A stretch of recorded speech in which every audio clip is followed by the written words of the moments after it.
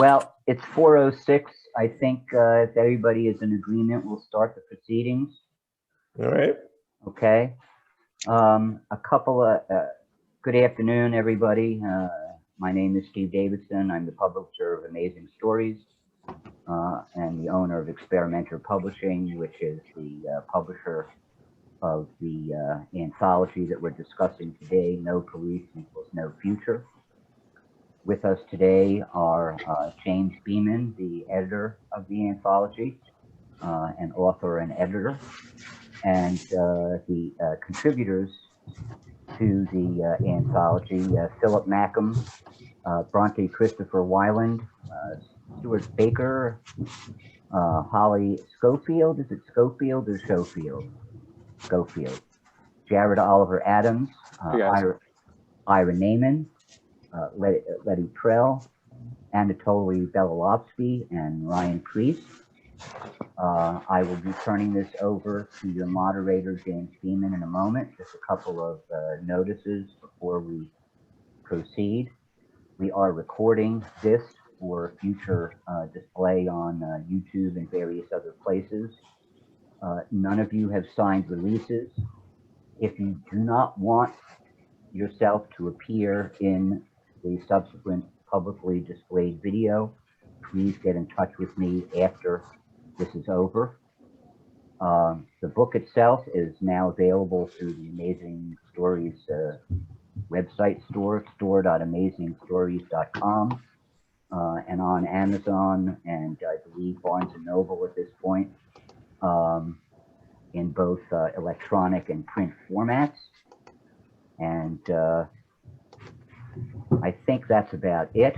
Thank you all for coming. And James, the floor is yours. All right, thank you. Hey, everybody, I'm James Beamon. I'm the editor-in-chief of the No Future anthology, and I had the pleasure of reading all of the contributors' 5 stories, and I loved every one of them, obviously. And I'm so glad that you all have come here to, kind of help us launch the book and kind of talk about the stories. And I'm glad I was able to see you guys in person. And yeah, well, it's as personal as we get in 2020, and kind of discuss some of the things that I really loved about the stories, and kind of see where you guys are going with it, and share that with our audience here. I'm going to go right out the gate to Ryan Priest, who basically, starts the show in the book with the pro bono detectives, and I really enjoy both the action and the envisionment of what how the community could come together, and like kind of police without the police, in a very real sense, in a very concrete, I thought, tangible, and a way that was approachable. Brian, what made you envision this? It's always been on my mind and stuff. I've been someone that's fought with cops and fought with police brutality, since literally I was a teenager, like an early teenager. When I was 13 was the first time the cops really roughed me up. And ever since then, I've just been on a one-man crusade to try to figure out, how to solve the problem. When I was in my 20s, I was definitely like the people that were out in the streets this year. I was all, burn it all down. I don't care. But something happened to me in my 30s. I had a kid, and it changed my perspective a bit, because I do not want my kid to inherit anarchy, even though I would be fine with it as a youth. So I've been really thinking, what is the problem with police? And why is there so much brutality? Why we don't get that from our mailmen? We don't get that from our principals in our school. We don't even allow that from bartenders. If you got beat up in a bar by a bouncer, the way cops beat most people up just taking them in, you could sue that bouncer for so much money and you would win. Yet why do we accept it? Because these people are wearing a uniform or have a badge. It's because they have 100 years of publicity on their side going, we're the good guys. But we never stop to think, is this the most appropriate way to run a society? To have stormtroopers driving around like one-man armies everywhere they go? And the answer is no. We can have every single service the cops do, but not through the methodology of police and law enforcement and this whole awful gang mentality that's become. I mean, why should the person you have to call if your mentally ill son's run out of the house be the same armed person that you'd have to call if your house is being held at gunpoint by 5 people? The same person's going to show up. If you have something really bad happened to me once where I had to call the cops because, well, not the cops, I called 911 because a family member got me. And instead of before the paramedics got there, the cops got there. They handled the situation much differently than they should have. And they beat me up too.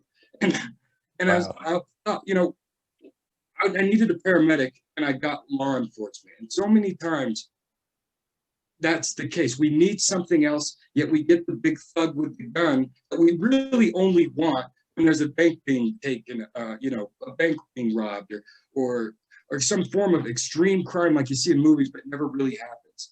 And the number one way we do it is we protect each other, because that's why we allow the cops to do what they do. It's because we're scared. We're scared that something bad's going to happen to us and no one's going to help us. So the first things first, we need to protect each other. We need to have people in our community know, if you need help, we're going to come. You don't have to call some stranger with a gun that might be, on his second shift of the day, might be a mental case to begin with. No, you don't have to call him first. Your community will come in. And if we need the cops, if we need the heavy duty guys, we can get them too, but it shouldn't be our go-to. And that's kind of where my thought for the story came through, because I think that's where we got to go. I can't imagine 20 years, if we still have these cops driving around with their guns, with their mentality, we are not going to see any end to the amount of death and destruction they're bringing. And they're not inherently bad people. It's just a broken system. So, I mean, I really wanted to put that into a story. I wanted to get that idea out there that we don't have to have anarchy, but we also don't have to have police as it is. We can do better. Yeah, I know I really did see that passion and that energy come up from the story, and I saw it was very well thought out in terms of contracting out specialized services for the different things that police take as its complete umbrella to specialists. Like the pro bono detectives are literally detectives, and they do this stuff for free to solve murders and stuff. I thought it was really, really good, and I like the secondary effect of not having police, where you had the folks that were like ready to shoot to kill to back up folks, and at the cost of losing their ability to like own a gun if they pull the trigger. It was responsibility even in that, and I thought that was pretty cool. I personally think that's the way it should be with a cop, to be honest with you. I think at any time, if you're a police officer for any reason, if you killed somebody, I don't care if they're running at you with a gun. Maybe you don't go to jail, but you can't be a cop anymore. And that's the only way that we can say human life is worth a lot more than your job. Okay, so even by accident, or even if it wasn't really something you could have prevented, thanks for the hard work, but you have to go do something else now, because we can't run the risk of a man killer being out on the streets. Yeah, I can definitely agree. And I'm going to shift gears for a minute and go into like the whole justice systems, and I'm going to switch over to Letty Prell, because this her story, which is make sure I get it right. It's a very long name: Justice Systems and Quantum Parallel Probabilities. And I always want to say possibilities, but it's probabilities. Is a reprint. And she had the foresight, before we announced this, to kind of look at the justice system and say, and give us a whole buffet of different justice systems. And I fell in love with it when I read it. And I was like, well, I don't care where it's been. I know where it's going. It's going to be in here if I can have my say about it. So Letty, tell us more about how you came to think of this story. And so I have a 30-plus career in studying the justice system as a researcher. I just to play off briefly from Ryan Priest's comments, I was in my early 20s when a government report crossed my desk, and it was from the Meese Commission on Crime. And the name of this little brochure was called The History of Minority Policing. And that was an eye-opener for me to hear that the very first police squads in America were supposed to control and police the minority communities, newly freed slaves and things like that. And I think so right now in No Police, No Future, we're really defund the police means let's reinvent the police. But in any case, going back to my story, I want to, at some point in writing my science fiction, I want to invent a new justice system. And I wasn't getting there. I decided to start at the beginning and do a bunch of little vignettes. Let's take away the police and let my imagination run. Let's see how that plays out. What about the judges? What if the victims ran the justice system? I was just, I went through all of these different scenarios to just explore where things could take us. And I don't think I have invented the ideal justice system yet, but it's out there somewhere. I mean, we really need to wrap our social imaginations around this, in my mind, and see what we can do. It goes to the core of, really what is justice. Yeah, and really it's essentially part of the answer is a lot larger than the criminal justice system. People who have been socially and economically disadvantaged over generations, there's a certain kind of justice that they need too. Exactly. And I think one of the things that I really liked is that, like you said, there was like you seemed like you were still searching for the perfect justice system, but there were like varying degrees of really good systems here. And the guy really, it seemed like he wasn't sure which system was the best either. I know the only thing I know is that I got the very real sense that the one that he started off in wasn't the one he wanted to be in, which is why he asked that desperate question at the end. But keeping that in mind, I guess what I want to know from you is which one was your favorite justice system and why? Oh my gosh. I think the last one, because I took it so into the future to think of, what if justice was like wine tasting, like an art, like something that was that's tailored for each unique case. Yeah, I think I like that one. Okay. All right. I liked what you said about the I guess the victims picking their justice system, because and that spoke to me. And like two of the stories that we brought in were like kind of from that kind of I'm the criminal, I'm the victim type of thing. And that's where I want to kind of talk to Philip, because he wrote Well Regulated, where it was really about this master criminal guy, or wannabe master criminal, trying to figure out his way in a crime-free society, and he just could not figure it out. It's like, why? Where's the crime? I will run the streets if I just figure out the angle here. And I thought that was really great how he had the slow conversion from being a super criminal to being a super citizen. So Phil, can you kind of tell us where the story came from and your thoughts about it?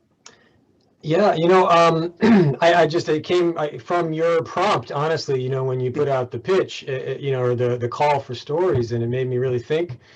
And I think I have friends who've been involved in the prison abolition movement and anti-police movement for a long time. And as a white person from a very privileged background, I've had the opposite experience to Ryan in my personal life, where I should have been arrested, I should have been beaten up, but I got away with it, basically. And that's that worked for me, but it shows the injustice that we're in. And I spent a certain amount of my life hanging out with some lowbrow criminals, shall we say, and getting to know how they think. And also was inspired a little bit by the stainless steel rat story from a long time ago, if anybody remembers that. And just thinking about all the criticisms we're hearing about defund the police, as if it was a new idea, now. But all the people just hearing about it from the first time are saying, well, the criminals are just going to run wild and get away with everything. And I thought, well, what would it be like to think about it from that point of view and see if you came from that other world? And I think a lot of the stories in this anthology reflect that our world is already kind of split in two. In mine, there's a wall, a lot like the wall some people want to build. And on one side of the wall, there's this kind of fascist rule, and on the other side of the wall, there's a much more egalitarian society. And I feel fortunate to live in something a little closer to the second one. We're nowhere close to there yet. But when I think about how scared people are, I look around, where I live, where there's a little more people from lots of different backgrounds and people, who might scare some of the people on the other side of that wall. I think it's not that bad, guys. We should do this. We should really change everything and have people have more freedom. But what would it be like with someone who's been brought up on that fear and that aggression and just that's their world? Because when the fascists are running things, you have to live by their way because they'll beat you up if you don't. And you end up thinking their way, and that's how they keep control. And so I don't know, I can't kind of rambling here a little bit, but it's a lot to think about. Oh no, you are rambling, and I like the reference to the stainless steel rat because I grew up on that series, loved it. What made you want make you decide to have your character become a DJ and make music? That's an interesting question. And that's one I'm not so sure about. I was just trying to think about, how would that then play back into the other side of the wall, and thinking about how music in a lot of ways plays a subversive role and spreads a kind of culture of rebellion. A lot of the music that I've really liked, it can go two ways. Obviously, it can create a lot of stereotypes too, but in general, just that idea that sometimes it starts out like when you think about hip hop, for instance, it starts out, sometimes it's just a lot of bragging and boasting, but then you get to the more conscious hip hop and it really, talks about social injustice in a way for years and years. I was listening to KRS-One's Sound of the Police recently and thinking, this is not new. This guy was writing this in the late 80s, and is saying everything that we're saying now when people are talking about defund the police, and that kind of, those ideas have a lot of power, Exactly, and I was thinking of the same thing, which is why I was kind of hoping you were on the same page as me, where music is kind of a revolutionary force for change.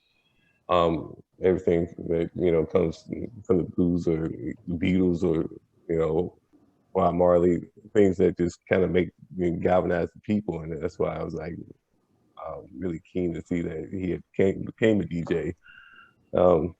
All right, well, this is me talking music. I'm going to talk to Bronte for a minute here because he had another story about basically not so much a criminal wanting to be a super criminal and learning conversion, but transgressors in society who come on a different path to becoming better people or better sentient beings, I should say. He wrote Effigy Storm. So Bronte, could you tell us more about the story and how you came about it? Yeah, sure. Can you hear me all right? Okay. Well, when I saw the call for stories, I knew I wanted to submit something, but the topic is so big, and I've been doing my best over the last 6-7 years, to get involved with where I can with these types of movements and, abolitionist reading and thought and everything. And, the idea of putting any of that just into one short story for an anthology really slowed me down at the beginning. And so I decided I really wanted to narrow focus, and I didn't want to, talk about the ways that we can abolish police, the ways that we can abolish even the institution of policing as, an interpersonal way of acting, not just as, a formalized power structure. And I didn't want to, just try and rewrite Le Guin's Dispossessed and, build this entire world apart from our own step by step. And so I decided to look in at how people hurt each other, how people can also police each other, and what happens when you are raised in a society and a culture that rewards hurting other people or rewards placing yourself above other people at their expense, and what you can do when you realize how much wrong you've done. So yeah, I want to look at the idea of transformation and restoration and these types of justice without incorporating the punitive side of these things. So I thought, what better than a child who knows that they've done something wrong, knows that they can't fix it, but doesn't know how to go forward. And, how would you do that? Could you even, stay in your own community after you've done something terrible to someone? And, who gets to decide that? So in my story, I ended up settling on this, I wouldn't call it a system of justice exactly, but this culture of the choice of exile in order to gain distance from people you've hurt, in order to not be constantly imposing yourself in a place where you have done damage, and then, taking that opportunity to learn. So, and then there's also the system of teachers. The one of the main characters of the story is named Belle, which is a reference to one of the ways that they mark themselves as someone who has chosen self-exile in an attempt to become better and to find different forms of justice. So yeah, I guess what I really wanted to look at was just how to get away from even punitive thinking at all, and how to look at justice as an opportunity for growth and for betterment of everyone involved, how to get into these conversations of restorative and transformative justice, which are, two very different things that sometimes can work together, sometimes can't work together. And yeah, just kind of wanted to look at other ways forward that didn't even involve the idea of punishing someone at all. Yeah, I thought not only was that concept of the bill, who basically in turn kind of trains and assists other people to becoming bills themselves, where they give back to a community, was pretty awesome. But the setting was so uniquely awesome to me, where you had the giant mushroom spores, I was like, forest of mushrooms, spores, it makes so much sense. It took me a minute to understand what this word was, but I'm like, oh, big mushrooms, so cool, and I remember asking you directly, was the planetarily locked, because you don't quite say it explicitly, but you definitely paint the case. I'm like, oh, okay, they're stuck. And that's why you have spores and stuff. And it's so the setting was so cool to me. So I appreciated your take on that. Yeah, and if I can make a note about setting real quick, part of, I I wanted to think about a world that would have just evolved entirely different than ours too. And, you know, in the story, there's now like humans in this place and there's non-humans in this place living together. But one of the real world systems that I based the setting on is the TRAPPIST-1 system that was discovered a few years ago, which is situated around a white dwarf star, I believe. But anyway, it's a very compact star, a very small systems, like spatially, everything's very like scrunched in, but the star is incredibly stable. And so life that would evolve there would have a habitable system for, you know, close to 1 trillion years possibly. So much, much longer than life will have here on Earth in a stable system. You know, we have a pretty good idea of what the sun's lifespan is. And so one of the things I wanted to think about too is if you have long-term stability in a kind of astronomical sense, how can that impact, you know, a world? Say this, you know, the people on this world may be very, very old. They may have done things differently for a long time, figured out all these different ways of working together. So this didn't end up making it very explicitly into the story, but, you know, I think we also can be thinking about justice in terms of like very long-term systems, things that are far-reaching and far-seeing. Taking a long view on things. I like that. I'm going to switch it over to talk more about like basically the perspective of like just like Letty had alternate systems of justice. Ira Beamon had different forms of policing, like in progressively different grades of it, which I thought was very cool.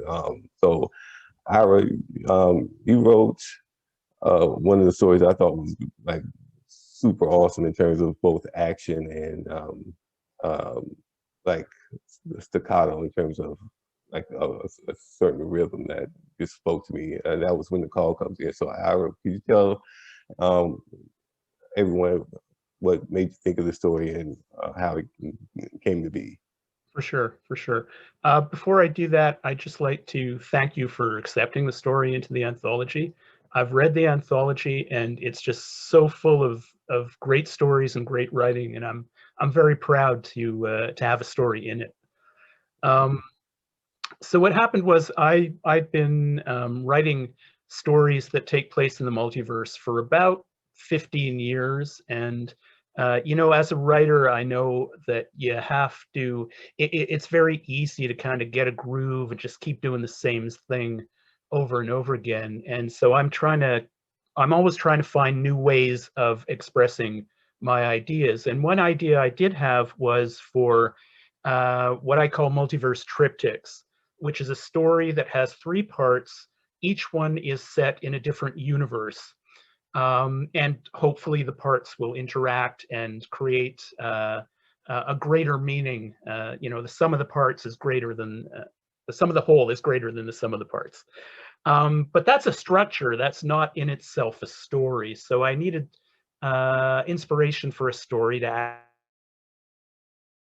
actually make that structure work. Now, it happens that I do legal observing. I go to protests around the city. I live in Toronto. You know, if anybody gets into trouble with the cops, we're the ones who contact lawyers. We're the ones who contact hospitals if it gets violent. We're not lawyers ourselves, but we're there.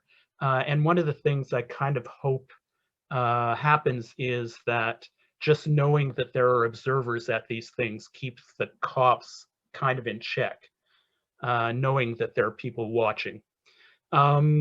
And I was at one Black Lives Matter protest while I knew that, you know, I had read the call and I knew that this anthology was coming out. And there was just this amazing moment, well, actually several minutes, where the protesters, there may have been like 100, 150 people, were walking up the street, University Avenue, which is 6 lanes wide. They took up 3 of the lanes, and the people who were running the protest stopped them and had them take a knee for 8 minutes and 64 seconds, right? And I was really moved by the tribute to George Floyd, of course, but that gave me some time, and I thought that's really what inspired me to write When the Call Comes In. When the Call Comes In, it has 3 parts. In the first part, 2 white cops come and deal with a black man whose only transgression is he's fallen asleep drunk in his car in the middle of a fast food restaurant lane. He's blocking the lane. White people aren't getting their burgers. It's a thing. 45 minutes later, the black man ends up dead. Those of you who follow Black Lives Matter probably know the actual incident that's based on. I figured, you know, we need a starting point, right? We need to see what the actual problem is. I think we shouldn't necessarily assume that everybody knows, particularly people who are not people of color, really understands the way people of color interact differently with cops. So I thought that was an important baseline. In the second part of the story that takes place in a different universe, one of the white cops is still there, but now he's accompanied by a psychiatrist. And it gets pretty tense, but the psychiatrist is able to pull them back from actually committing violence. The black guy ends up in jail for the night, but he's still alive. In the third section, the psychiatrist is now accompanied by a social worker robot. And there's no tension at all. The guy is told to go home. They confiscate his car. He's going to have to make a court appearance, but no cops are involved, and the whole thing is dealt with very quickly. And one of the main sorts of reasons, one of the things I really wanted to show with this story is that I think a lot of people here defund the police, and they think that the choice is between cops or anarchy. And one of the things I wanted to show was that defunding the police is not an immediate thing that's going to happen all at once. It's going to happen in little parts. Take a bit of the funding away from the police, put it into psychiatrists, take a little more funding, put it into social workers. It's going to be a process that's going to take time. And I think that might, or I would hope that that would allay some people's fears about the whole movement. Yeah, I really enjoyed both the different alternatives presented, in a sense where you get progressively better. And I think like the brother in the first one made it through each one of those versions, and he was the same brother at the end, and he was like, oh, he was really excited that he was just going to go home, you know, like he like had that like transitional memory between all those different incidents. So when he was like really excited, I thought that was really fun, especially when the robot or the android didn't understand. It's like, why is he so happy about this? And it's like, well, yeah, that's a long ago. I mean, it'd be great to be able to say that one day. Yeah. So I like I really did enjoy the whole analysis. So I appreciate that contribution. I'm going to move on to Holly, because you brought up a very interesting point, Aaron, when you said, like, you know, the police were acting better because people were watching. And Holly's work, One Bad Apple, is a reprint, but I love the fact that it talks about it was a very weird juxtaposition to be in, where I'm not really much for cameras and surveillance and over surveillance, but I love the presentation to the point where I felt it absolutely had to be included, because it made it seem like this is like not a bad thing. So I'll let you take it away and tell me how you came about the story and your thoughts on it. Well, my starting point was actually food security. I was thinking, if we could take hunger out of the equation in the inner city, how would that improve lives? So looking around cities, you see ornamental trees and shrubs and, you know, lawns that need to be mowed and so on. What if those were berry bushes and fruit trees and nut trees and so on? And that could help relieve some of the pressure for hunger. And then I thought, well, then when you see that in some cities, as there is, like a cherry tree, you see a bunch of rotten cherries on the ground. People don't pick them because they don't know if there's pesticides. They may not be there on the right day when they're ripe. The birds may get them first. So then I thought, well, then you need to track that. You need an inventory and a distribution system to get that food there. And this being a futuristic city, what if there was just total surveillance and you had every single apple tagged in some way, and you would know when it was exactly ripe and you could get it right to where it should go, and so on. So the concept of total absolute surveillance in every aspect of the life of a city dweller made me totally uncomfortable, and I know it made James uncomfortable. And I thought, is that an answer? Let's explore that. So I kind of took it from there by finding one spot in the city that wasn't surveilled. And of course, that's where crime is going to happen. So it was a lot of fun to sort of explore that, but I'm not saying I'm promoting that at all. It was just an interesting way to tackle one of the things that contribute to crime, being hunger and homelessness as well, as touched on in the story. Yeah, exactly. I think a large bulk of crime is crime of like extenuating need. You know, gotta eat, gotta pay rent. You know, I'm broke, that kind of thing. But what really struck me is super interesting about your story was it was almost like, you know, hey, come live in our surveillance society. It's great, and most times when you see that kind of thing, it's not great. It's like a hidden dystopia. It's like this hidden, like, oh no, you definitely don't want this. But with yours, there was no trace of that. And I thought that was a very fresh way of approaching it, where it's like, oh no, this really is, super surveilled, and no one's really has a problem with it. And the one place that isn't surveilled is a problem. So I've never seen that, and maybe I need to read more. But at any rate, I thought it was great. Well, one thing I tried to do was to totally show that preventing crimes before they happen is a certain way to get, a handle on the type of changes that we do need, and getting the mental health services where they're needed before things have escalated. So that was part of the surveillance.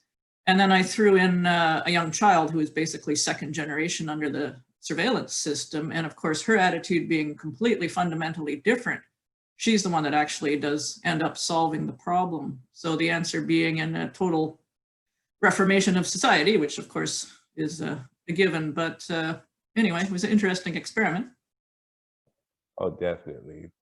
So I'm going to switch over to Garrett Oliver Adams, who basically showed us that if we're all a little bit more Mr. Rogers, then, maybe the community would be better for it. And I have to tell you going in that the one thing that my wife is an avid fan of Mr. Rogers, loves the man, Nice. Back when I was like, just first dating her and first married to her, I used to like, hit her with that conspiracy theory that he was a sniper and he had all the kills on his sleeves. That's why he was wearing sweaters. And she was get mad, like I was talking about family. We'll talk about Mr. Rogers, and I came to know Mr. Rogers through her, and what he was about. And I really like, stopped messing with him because he definitely deserves a lot of respect for what he was doing. And I really did enjoy your story, like, channeling that energy into positive community results. Could you tell us more about what you thought, how you thought of that, and your thoughts on it? Yeah, certainly. So I don't know if any of you have heard this podcast. There's this podcast by Carvel Wallace called Finding Fred. It is fantastic. I listened to it a couple months into the pandemic when, the world is still on fire, but like, it was just the perfect thing. It's like, think about something nice. Think about a person who is really doing great work for the world and for kids, and just had a really selfless heart. And And he covers all the ways that Mr. Rogers kind of helped even race relations and just a whole slew of things. And he was just an incredible person. So I'm with your wife on that, James. And so that was kind of in my mind. And then the call for this story, this anthology came out, and I really wanted to think about that. And so I did kind of some deep dive research into what alternate systems could look like. And I kept coming back to these pictures of these riots where the police are lined up in riot gear. You know, they dress like soldiers. And if you're dressed like a soldier, well, you've got to have an enemy. And so I had this moment where I was thinking, like, what if they're all wearing cardigans? Like that would be a different situation. I mean, they're not wearing armor, they're not wearing tactical gear. They're standing there in a cardigan. It just changes the whole conversation. So that was kind of the basis of that idea, and thinking like the community has to come together around this central idea of helping each other. And I don't think it necessarily would have to be based on Mr. Rogers, but the costume, I think, was important to me. How can you signal to people that this is not the same old police? How can you signal to people that, like, you're actually there to help? You're not confronting them. And so I had the outfit, and I also had the character as an older person. He's a retiree. And I also thought, like, you know, maybe don't put a 20-year-old with a gun out there. You know, maybe that is also a good thing. So people who are retirees, who have some life experiences and have gone through stuff and have got rid of all that, you know, childish impulse to be macho in front of other people. Maybe where do I send my resume? I see that. Yeah, like where maybe they can be part of this reinvigoration of our society. And yeah, so that's kind of the genesis of the story. And I think you see a lot of similar things, like in Ryan's story. You see it's like community, like the community has to be a part of the solution. You can't just fire one guy and hire a different guy and it fixes itself. I mean, Holly's story is the same. Like even Anatoly's story with the IRS, the people coming and helping out other people, volunteering. I think, like, people volunteering, that's really what's gonna turn this around, and people taking the responsibility to say, like, this is my community, this is my country, and it's important that justice happens. It's important that we all help each other. That's kind of where that came from. Yeah, I definitely can espouse and agree with that sentiment that the community has to be involved. And I mean, I take that page from the experience of the Black Panthers in the 70s, where, you know, they got, you know, community involvement down pat to where, you know, now we have school breakfasts, you know. So it's one of those things where you can't, you know, the community, you're part of it. So being, you know, contributing to that is like essential. So right now we kind of, you know, 2020 is kind of like this real big, you know, super exception where we kind of have to stay inside, you know. But even before now, we were kind of eschewing community. You know, a lot of people walking past the neighbors, don't know who they are, don't care. Got my own life in my house, leave me alone. And I think a way to get back into that whole village mindset is great. So I really appreciate your story and what it had to offer. Plus the whole, like, almost detective like nature of it, where he's like, okay, let me figure out what's going on here. You know, why he's stomping on this stuff? Why these kids doing this? You know, and the whole that involvement of trying to see what games were behind what, and that was really cool to me. So, what made Thanks, you? I appreciate that. yeah, what made you think of the whole, like, I guess, like, the, like, breakdown of, like, scenes in terms of, like, where your folks were, like, I guess he was trying to figure out how the games were going and where these kids were. I guess what I want to ask you is, like, what made you think of it in those lines where, like, I guess you have people who are, you know, different kinds of Mr. Rogers, and he was kind of like the martial arts Mr. Rogers who, you know, gonna track down these gangs and, like, you know, change their habits. Uh-huh. Um, so I thought of the title of the story first. And originally I thought, well, I'm going to have a story and it's going to have 6 or 7 Mr. Rogerses in it, and they're all going to address different things. And that was just too big for this size story. And so I don't know. I just started with this guy, and I thought what I wanted him to come up against. Of course, at the end, there's some Aryan Nation people who come in, like what you think of the real racist, right? But I wanted him to come up and have this interaction throughout the story with someone who's just normal racist, like I am sometimes. Like I think admitting that racism is part of our society and part of what you drink and affects who you are. And I just wanted to show him dealing with this, to me, more typical sort of racist, and having an interaction with him that resulted in a friendship at the end. So I'm gonna out James on some editorial stuff, and he's keeping it under his hat because he's saving my face. But originally in the story, the guy comes in, the white guy comes in, and just saves the black protagonist. And James, like, you know, I like your story a lot, but do you realize this is a trope? And I mean, this email was an exercise in kindness, and like he was so generous with this email. But it was like, hey, you know, this is a trope that you're falling into. You've got the white savior coming in, and that's the resolution of the story. And so we went back and forth a little bit, and James said, what if we made him a Latinx person? Maybe that would change the dynamics.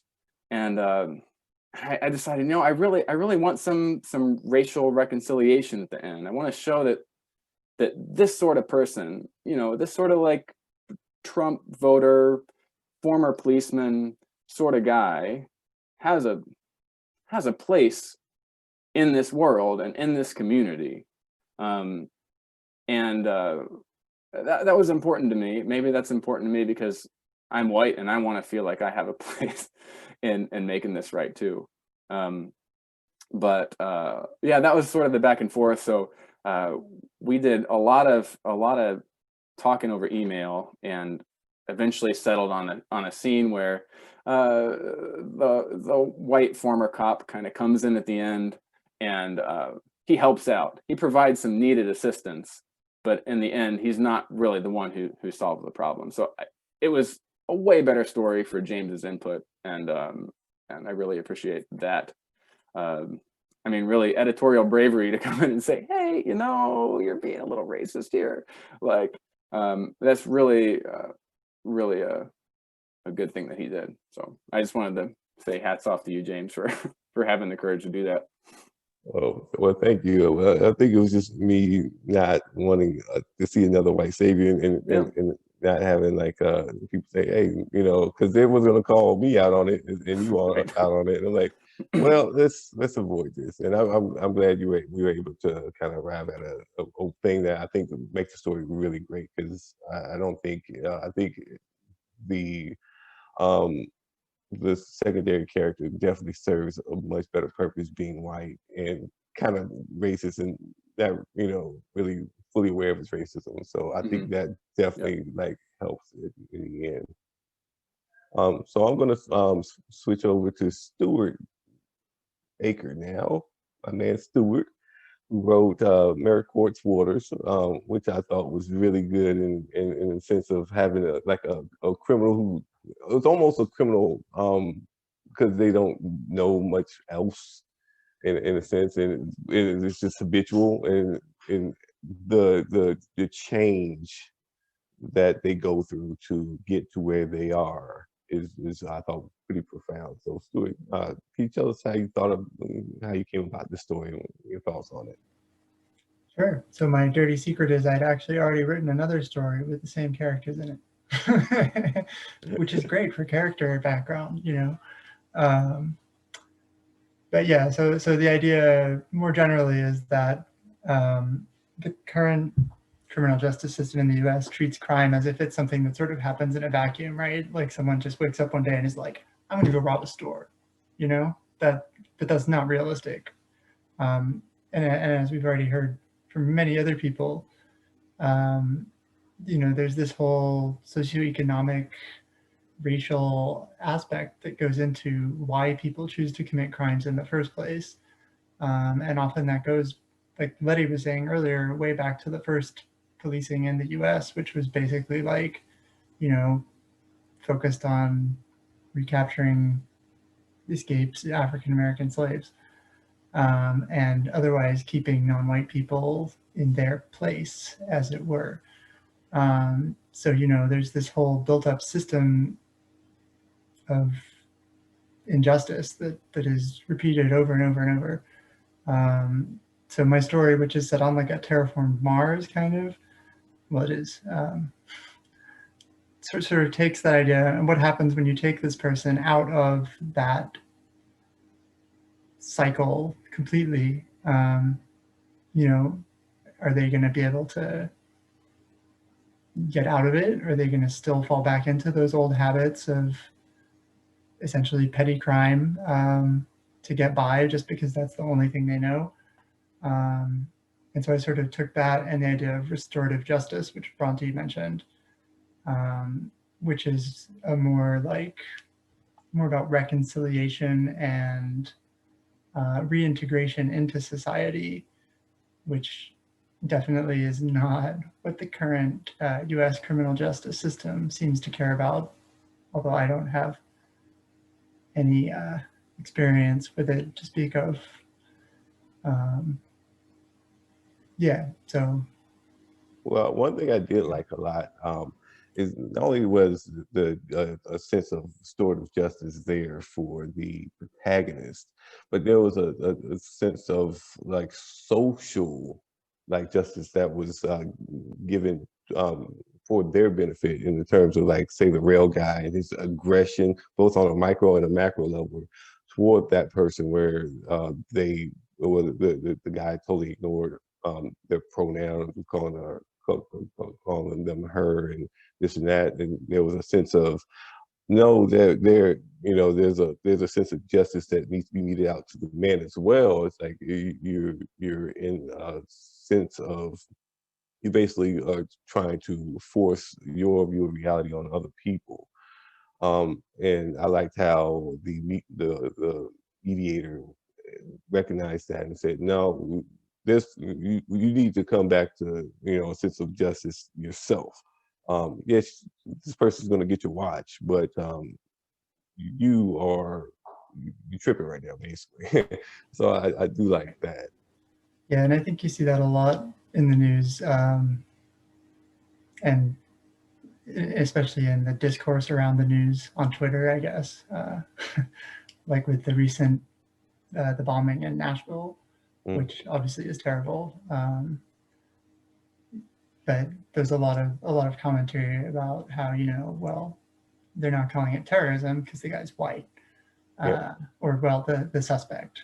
I guess they haven't decided if he's actually done it or not yet. But whereas if this was a person of color, they'd already be talking about terrorism, and they, in the sense, meaning like the police, the authorities, the president, So there's definitely that aspect, I think, which needs to be addressed in anything that looks at a larger scale sense of justice. Yeah, and and that was, like I said, like really great in the sense that justice can take on more than one meaning, especially you don't have to like literally steal something for you to be in need of that, which kind of brings me to Anatoly. And you know, the reason why I brought his story Tax Day at the end as kind of a capstone, I really love the sense that it doesn't necessarily have to be someone stealing from you or beating you up. It's, you know, like if we apply a sense of karma to our lives and do the things that we want to, you know, have done to ourselves, to others, then we get rewards and you make those tangible. So I really loved it, and it was just a sweet ending to, I think, the whole anthology. So Anatoly, can you tell us more about your story Tax Day? You're muted right now. Okay, I'm muted. So there's a couple of different things that I wanted to say about that. First one is that every solution to any problem founders on the fact that eventually too much power ends up in the wrong hands. And then you have to find new solutions to that. Back in September 2001, I was teaching at a local hospital, and Tuesday was my teaching day. And Tuesday, September 11th, I was basically 3 miles from ground zero, seeing people staggering in from ground zero. And many of them were law enforcement officers. And they were in shock, and they were the most pitiful looking people ever, 1,000-yard stares. You know, they look like they'd been bombed, which they have.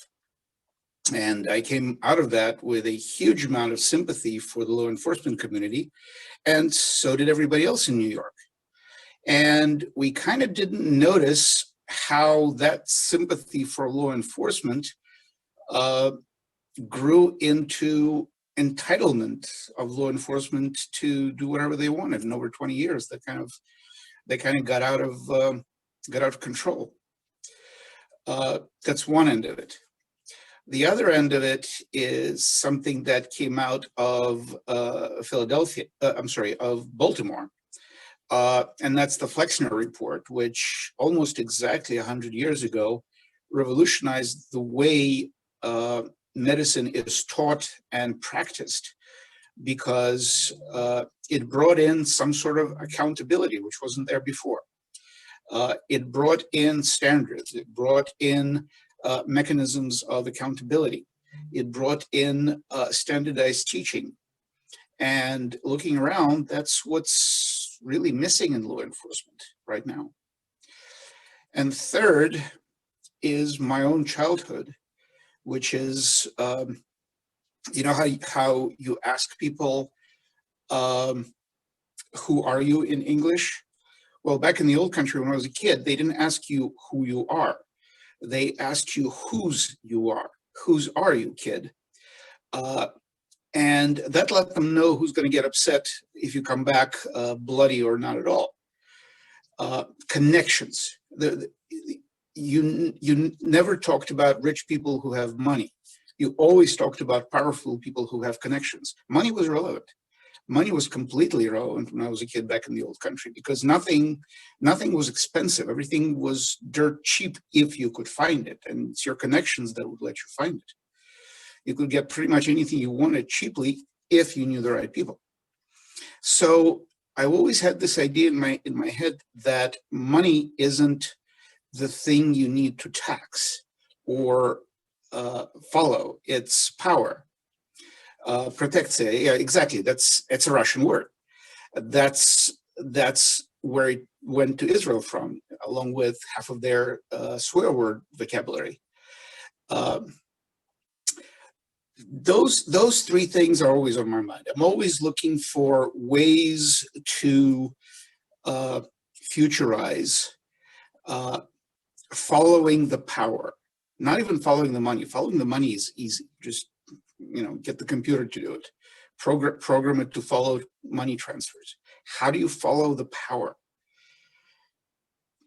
How do you follow whether the right things are being done? How do you follow the motivations of people to do things, whether to do them the right way, the wrong way, or the kind of in the middle way that serves the interest of somebody else?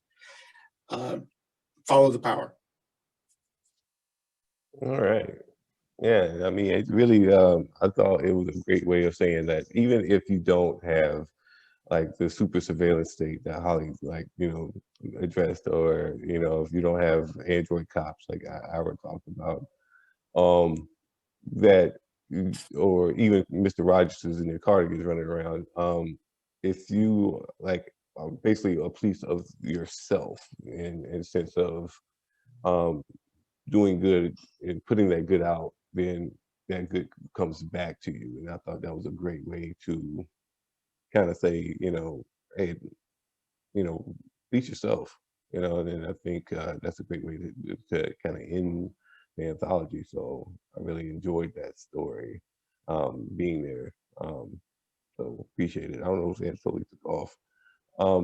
But that's everybody, and I'm really thankful to each and every one of you for your contribution, because it really makes the whole thing well-rounded, in sense of thinking about both justice systems and thinking about alternate forms of policing. So could truly not have done this without you and your brilliant minds and your willingness to write and work with me sometimes. So I hope I didn't, you know, anybody's nerves too much, you know, when I went back and forth about issues. So I don't know what's going on in the chat, because I have a tendency that if I start reading it, then I'll get distracted and then I'll start rambling because I can't keep my thoughts together. It's like two different things happening. So was there any questions out there in the audience? I don't have any. I don't have any in chat. Okay. Right. We have mostly contributors and those involved in this publication as our guests here today, which is great, but not too many folks who were not directly involved. I did want to make a couple of comments. First of all, thank you to everybody. I think it is a marvelous anthology, and I think that if I can get notices of it out there to the right people, I think it will actually become a tool that can help address these issues. My personal experience with the police can be summed up this way. I tend to believe, for the most part, that anybody who wants a job that involves carrying a gun and allowing them to go around in society and tell people what to do is the last person in the world that we need in that job. I had a lot of run-ins with the police early in my life. I was not treated as your average white person by the cops. In the courts, it was a different story. I was able to benefit from the assumption that I was a part of mainstream society and not some offshoot of it. But I definitely had my run-ins and have a fair amount of negative experiences, enough to want to see something like this influence our future and make it better for everybody. I did want to mention that the genesis of this anthology is Kermit's, to Kermit's credit or fault, depending on how you want to view it. And Ira contributed a lot of editorial work, and you all have written some great stories. I greatly appreciate it, and I hope that we can do some good things with it. Real quick, I think Anatoly had something else he wanted to say. Yeah, I thought of it before, but forgot to mention it. Public safety, health, security is a continuity. It's not broken up into medicine, fire department, cops, border patrol, homeland security. It is a continuity. I always thought that as a doctor, I have a whole lot in common with both the military and law enforcement. We have the same job. We assess threats. We deal with them. We try to look ahead. We try to deal with the things that have broken through the firewall and are in our own backyard, as you know. Hello, mask, I'm doing right now. I think it's time we sort of enshrine that it is the same process, and people from different ends of that spectrum, whether they wield a scalpel, a syringe, or a firearm, should have a unified command of sorts, unified code, unified ethics, unified accountability of some sort, overlap where it exists. Exactly, Jared, do no harm. Where there is an overlap, have people consult with each other, have people back each other up. That may be the future, and that may be my next story. Awesome. Yeah, throw in mental health there. You know, it's for some situations, it's a shame that the police show up and not the mental health crisis response team. My point exactly, yeah. And that the police are woefully undertrained in assessing the kinds of situations that they run into that are outside of their normal remit. They don't recognize mental illness necessarily. They just see a belligerent, threatening individual, for example.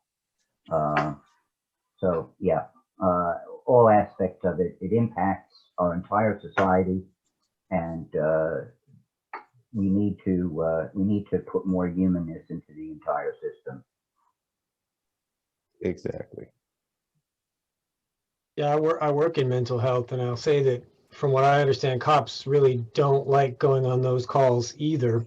They're their least favorite calls. And, you know, we in the field have a dilemma. You know, if somebody is in trouble, we have to call for a safety check. And in cities where they have a mobile crisis team, it goes really well. And in cities where they don't, it often goes very badly. You know, more so if it's a person of color, because the interpretation of their behavior is more threatening, you know, by the officer. There was a neuroscientist named James Fallon a couple years ago gave an interview, and he was talking about how he studies the brains of psychopaths and people on death row, people who've done the worst things you can imagine, and they have certain, you know, neuroscientific profiles and how their brains are structured. And he was looking over the shoulder of one of his assistants one time, and he said, which guy is that? That guy looks really like he's got it real bad. And the sort of grad student cringed and looked up at him and said, well, actually, sir, that's your brain. Because he had put himself under the MRI just to feel like he should do it too, not just have these prisoners do it. And he started thinking, why am I a professor of neuroscience and all these guys are on death row? And he just grew up Italian American. He'd stolen a few cars in his time and thought I could have easily gone down a life of crime, but I didn't. And there was always someone giving me some love in my life. There was always a family member or someone else in my community, no matter how much I screwed up, who had some unconditional love to show me and help me get back on the right track. And that, in his mind, is the big thing that made the difference. And I think in a lot of places, people don't get that, you know, and that's something as a whole community, we have to go beyond just, you know, justice or equality. We have to actually care about each other and show that to each other. On the subject of mental health, within this context, I always point out that in the 1980s, a lot of psychiatric hospitals were closed, and a lot of government funding for psychiatric services was cut. And the reason why this is important in the context of this conversation, I think, is twofold. One, there are different ways of dealing with mentally handicapped people. We know because we've had them. And the other thing is, these are choices we as a society make. And if we want to make more humane choices that deal more humanely with mentally handicapped people, we can do that.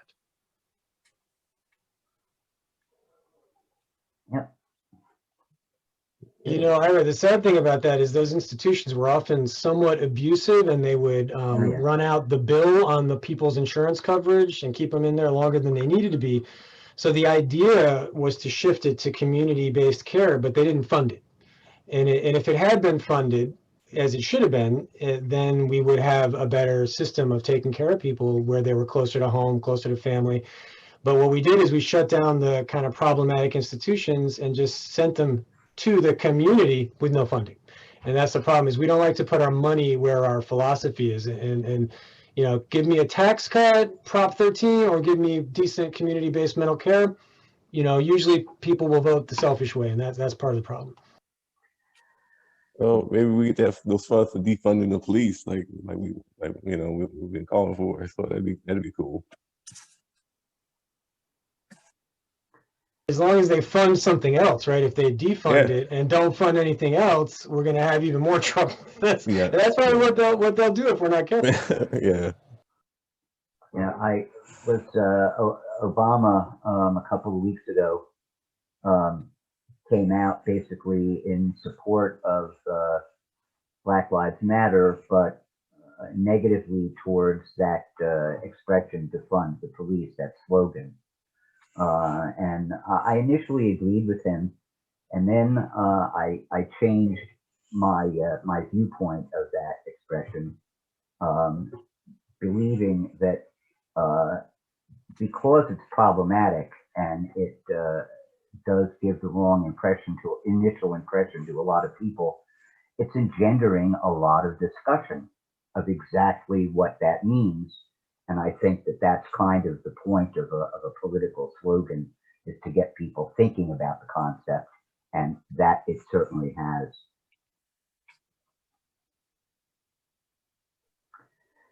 Well, are we at a conclusion? I'm seeing enough nods to suggest a majority. Again, thank you very much for participating today. And congratulations on an excellent book and a bunch of great stories. Yeah, thank you all. Thanks, everybody. Thank you. I'm going to end things now. Goodbye. Thanks. Bye-bye. Bye.